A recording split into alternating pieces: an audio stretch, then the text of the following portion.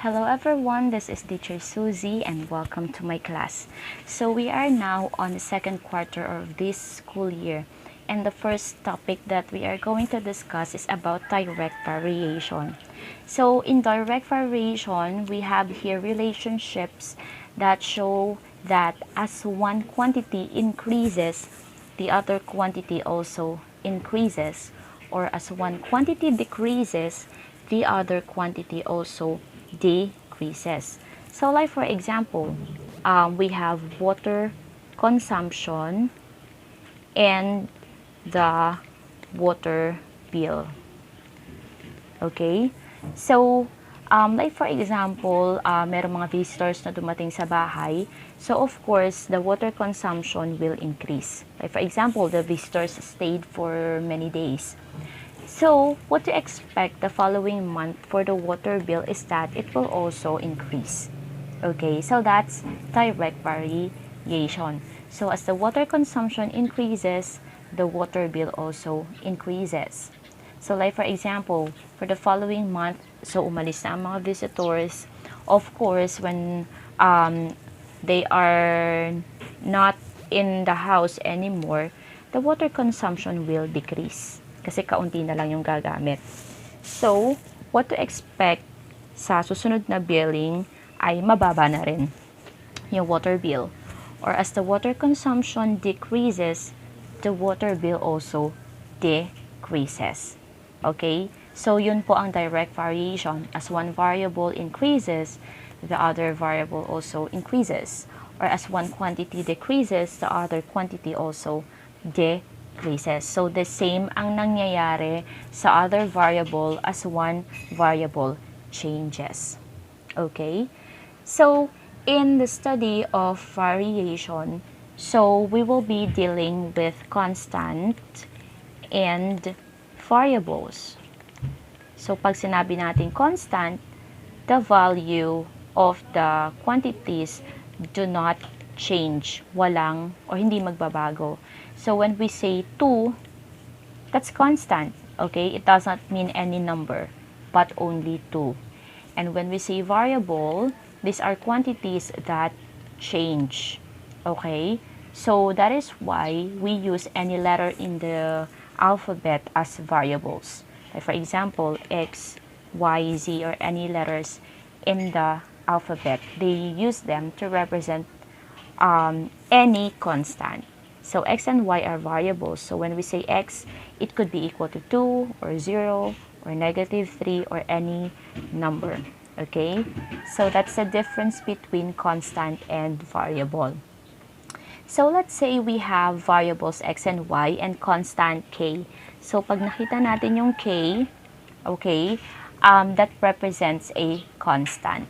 That might be a variable kung titignan, pero once we solve for its value, fixed na yon, hindi magbabago. Okay?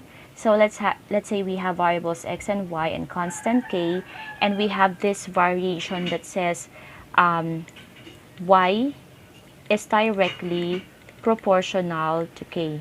Y is directly proportional to x rather. Okay? So, we have the word direct, so this is direct variation. So, if this is the case, how are we going to write an equation for this? So, the equation will be y, okay, is equal to k. So, lagi natin ilalagay yung constant, which is k, times x. So, for y is directly proportional to x, the equation will be y equals kx.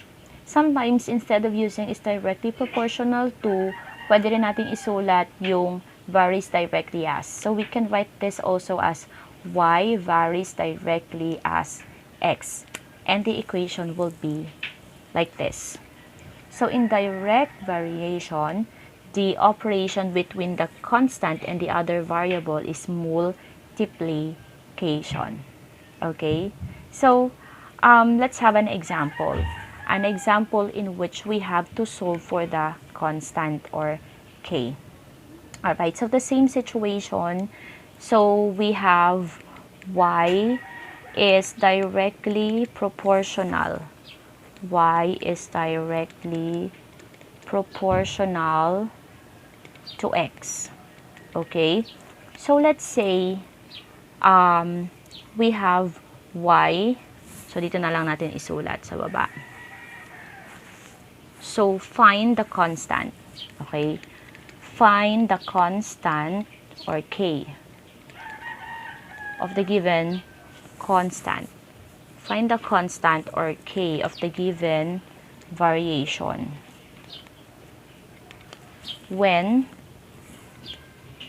y is equal to 20 and x is equal to 4.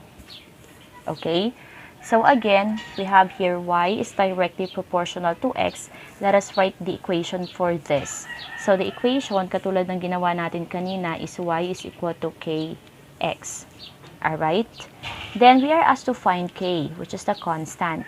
That is when y is 20 and x is equal to 4. So what we need to do here is to substitute the values of x and y. Okay?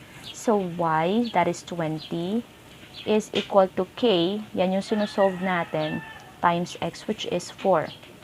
Or we can write this as 20 is equal to k times 4, that is 4k. So we will divide both sides by 4 to solve for k.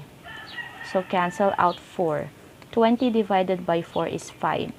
And this is the value of k, or k is equal to 5. So the constant for number 1 is 5. Alright? So another example. So the same situation, y is directly proportional to x, and then y is equal to 36 when x is equal to 12. So let us solve for the constant. So again, the same situation, ito pa rin yung ating variation. So the equation is this, y is equal to kx. So y is 36, substitute, equals k times x, which is 12. Or we can write this as 36 is equal to k times 12, that is 12k. So divide both sides by 12. Cancel out 12. So 36 divided by 12 is 3, equals k. Or k, which is the constant, is equal to 3. Okay? So that is how we are going to solve for k, or the constant. So let us have a problem naman in which we will be solving for the value of the variables. Okay? Of course, we will follow the steps we did here. So let's have number 3. So palitan natin yung ating variables. So let's say we have m varies directly as n. Okay? So this is our situation. This is our variation. And then if m is equal to 6 when n is equal to 2, so find m when n is equal to 2, or no, is equal to 3. Okay, m varies directly as n. If m is equal to 6 when n is equal to 2, find m when n is equal to 3. So, palitan natin yung color ng pen natin. Katulad ng ginawa natin kanina, we have to write the equation first. Kung sisimulan natin yung ating problem, it says in here, m varies directly as n. So, we have the word varies directly. So, this is direct variation. So, let's write the equation. So, this will become m equals k times n. Okay, that is based in this sentence. Now, let's continue. If m is equal to 6 when n is equal to 2, so stop muna tayo dito. Mamaya na natin ipagpatuloy kasi may hahanapin tayo mamaya. So, we will be using the values of m and n here for us to solve for k, or the constant. So, the same procedure we did sa previous page natin. So, we will be using these values. Isa-substitute natin sila dito sa ating equation to solve for k. So, we'll have m, which is equal to 6, equals k times n, which is equal to 2. Okay? Or, we can write this as 6 equals k times 2, that is 2k. Divide both sides by 2. So we can cancel this out na. So 6 divided by 2 is 3 equals k, or k is equal to 3. So we have to remember this. Ito yung ating constant. Okay? Ito na lagi yung isisulat natin sa k dito sa ating equation. Ito yung equation, first procedure na ginawa natin, and then next is we solve for k. Alright? So k is equal to 3. Let us continue. Find m rather, when n is equal to 3. So we will be solving for m. So to do that, we will be using the equation we had a while ago. We have m is equal to kn. So m is missing, yan yung hinahanap natin. So that is equal to k. Gagamitin na natin ngayon yung value ng k, which is 3. Yan yung na-solve natin kanina. Times n, which is the value of, which is n. Okay, yung naging value na ngayon as we continue the problem. That is 3. So, solve for m. m is equal to 3 times 3, which is equal to 9. Okay? So, m is 9 when n is 3. Alright? So, pansinin natin. Kanina, ang sabi, ang m ay 6. Noong ang n natin ay 2. Okay? M is 6 when n is 2.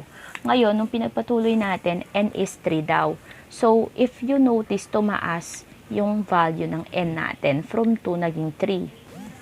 And because of that, noong 6 yung ating m, naging 9 siya. So, if you notice that as n increases, m also increases. So, that is direct variation. So, as n increases, m also increases. Or as m increases, n also increases. So that is direct variation. So it means to say then that as n decreases, bumaba, m will also decrease. Let's have example. Let's say find m when n is, pababain natin, negative 1. Tingnan natin kung bababa rin yung value ng m. Alright? So, again, we will be using the equation m equals kn. Alright? So, let's solve for m. m is equal to k. Ang nasolve nating value ng k is 3. Times n, yung bagong value ng n, which is negative 1, mas mababa. So, solve for m. m is equal to 3 times negative 1. That is negative 3. So, bumaba yung value ng m nung bumaba ang value ng n. So, the value of m decreases when the value of n decreases. So, that is all about direct variation. So, see you again on my next video for the discussion about inverse variation. So, that will be all for today. Thank you for watching. Bye!